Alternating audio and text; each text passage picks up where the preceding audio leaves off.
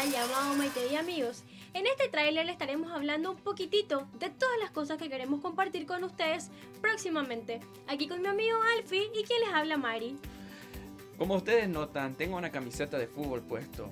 Acá en este canal eso va a ser uno de los temas que hablamos.